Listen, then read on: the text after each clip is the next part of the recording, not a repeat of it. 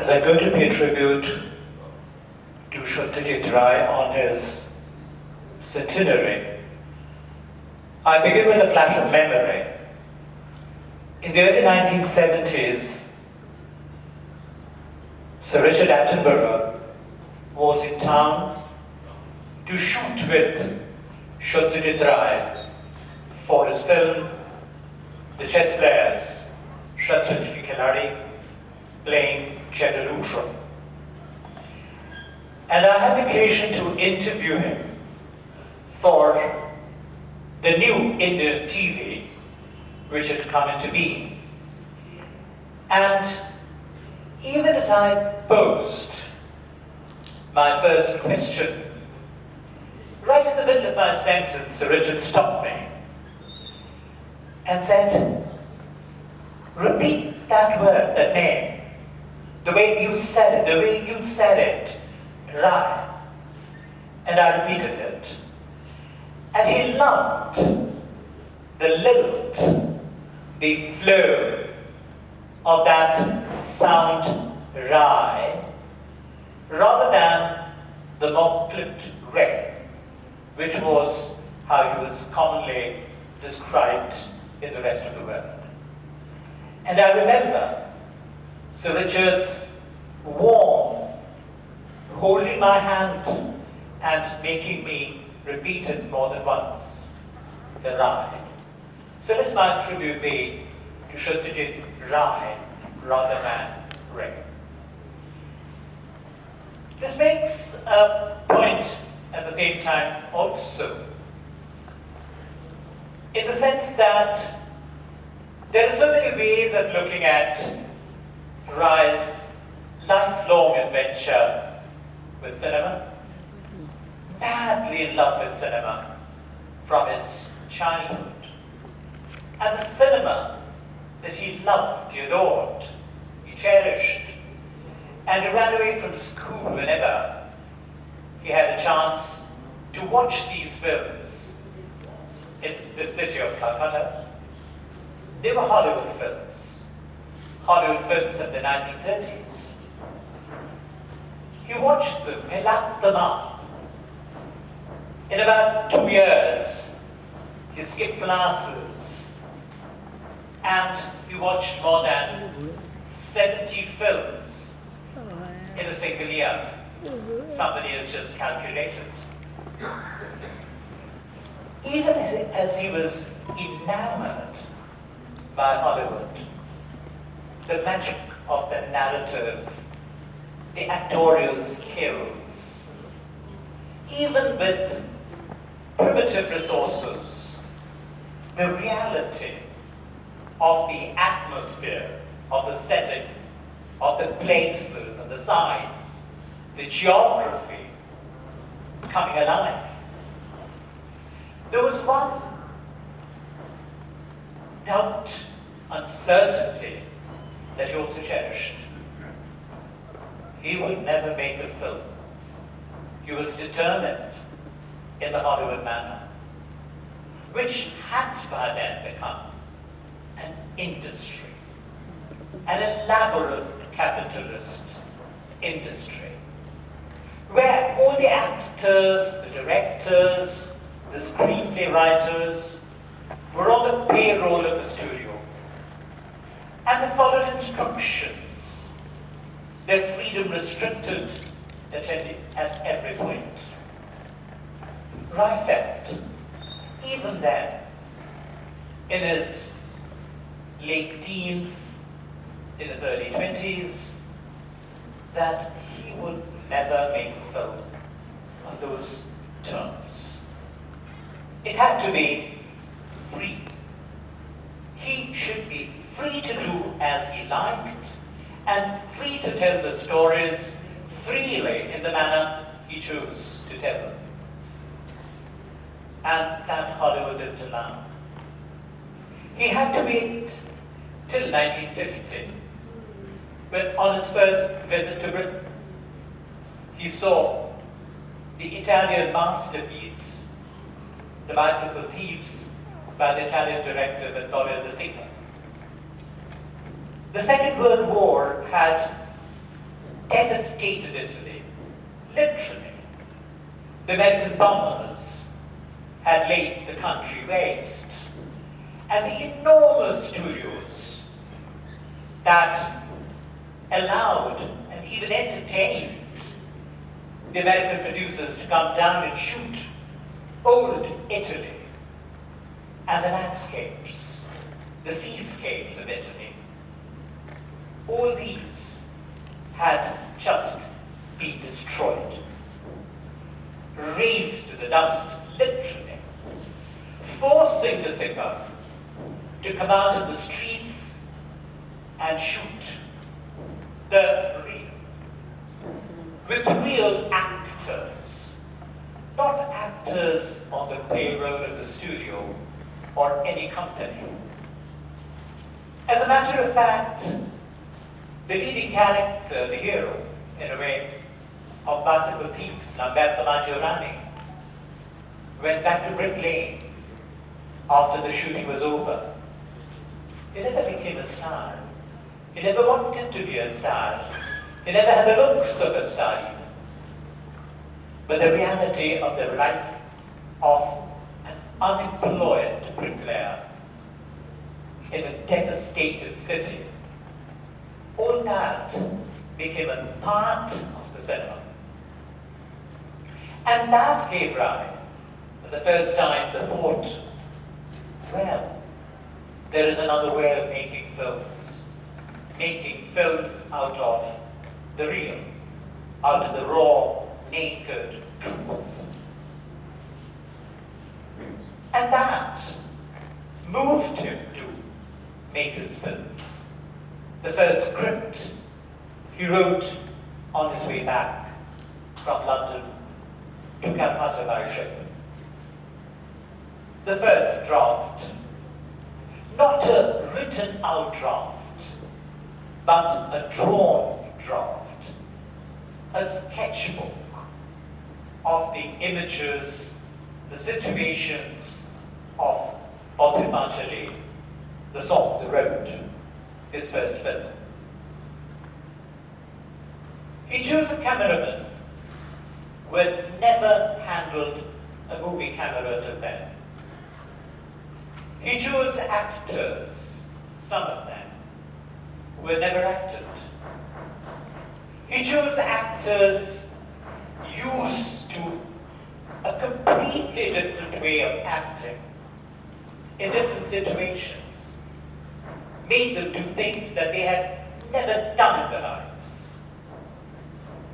But even as he made his first film, there was an idea that he slowly and dedicatedly explored throughout his filmmaking life. He was imbibing the history of his culture. Even as he made his films, he learned it, he imbibed it, he recorded it, he interpreted it, and he made it cinema. In his second film, and that's the only time in all his films, there's a point in the film, right at the beginning, where he puts in the year of the happening. And the year is 1920. A young boy, you see the boy going from Bengal, this part of the country, to Benares. It's a cultural trip at the same time as it is a topographical trip. Such a lot of the culture of this part of the country has been defined by models created, nurtured in Benares, and models which have been reformed, reconstructed, recreated in completely different terms. The atmosphere, the earth, the history, the ground of this part of the country has turned that culture upside down, recreated it at one level. A 10-year-old boy going from Eastern India to North, and then coming back in the 20s after the First World War. The First World War had changed a lot of things in India. Till 1912, 2 years before the First World War, Calcutta had been the capital of India. It had shifted to Delhi in 1912, 2 years before the First World War. Calcutta was being redesigned. The Calcutta Improvement Trust had been set up to expand the city, to allow more people to come in from the whole of Eastern India, an expanding city. And people coming in from the villages of all over Eastern India, not all of them even speaking the language spoken here. They spoke different languages, but they were coming to Calcutta because Calcutta had the first university in the whole of Eastern India. And that university, again, in those same years, to be very precise, in 1919, had become a teaching university. Till then, it had been the center of learning, controlling the colonial education system for the whole of Eastern India. But it became a teaching university. Young students coming in from the villages. A new enlightenment project opens up. And the central character of Rai's trilogy, the Opus trilogy, is a young boy from the village who goes to Benares, comes back to Bengal, having lost his father, comes to Calcutta to learn. And there is a wonderful scene in the second film of the trilogy where the young boy growing up, coming to the end of his school years, comes before a school inspector who comes visiting, assessing the level of learning and teaching in this particular school. He's impressed by the brightness of this young boy. And after the inspector has left a strong recommendation for the future of this young boy, the headmaster calls him up, very impressed, proud of the student. A school headmaster, a small town school, not with too many resources, but still proud of this brilliant young boy that he has. He opens the cupboard in his office and turns to the young Opus and says, in this cupboard, I've many books. If you don't read books like these, you cannot broaden your mind. We may live in a remote corner of Bengal, but that does not mean our outlook should be narrow. Now, this book is about the North Pole. If someone wants to know what the Aurora Borealis is, or how the Eskimos live, he can learn all about it from this book. Takes out another book. This is about Livingstone's travels. You can learn about Africa from this one. Another one. This is the story of inventions. This contains biographies of famous scientists, Galileo, Archimedes, Newton, Faraday, And soon after, in the very next scene,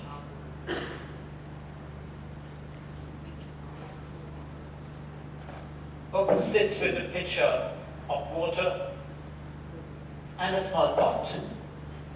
He dips one end of a rubber tube in the pitcher, sucks at the other end, then siphons the water into the pot, and screams, "Mother, come and watch!" In the light of the lantern, Opu explains to his mother the mystery of a lunar eclipse with the help of two fruits, one big, the other small. The lantern is the sun, the fruits are the earth and the moon. This is the sun, this is the earth, and this is the moon. Now the moon goes round the earth. When it comes to this point in its rounds, the shadow of this one falls here, and that is how an eclipse takes place.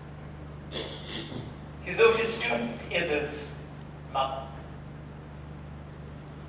In the next scene, Opu transports himself in the deepest jungles of the wild African continent. As his mother comes home from the pond, the door opens with a crash, and a Zulu warrior leaps out, yelling, "Africa!" It is Opu, wearing a sort of grass skirt, carrying a toy shield and a spear, with streaks of white on his blackened hands and face. The shield is actually a bamboo winnowing tree on which Opu has drawn a grotesque face.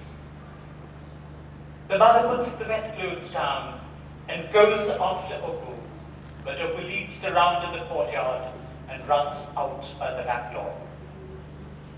The world opens up, and Opu becomes a part of that world, enters that world, puts all his energies into that learning experience. Opu's life becomes the trajectory that Rai follows over years in film after film, seeing a progress beyond the First World War, the Second World War, the partition of the country, the aftermath of that, the inequalities growing, new demands of equality emerging, the question of gender, the question of the working woman coming into her own, taking her place among a working women class.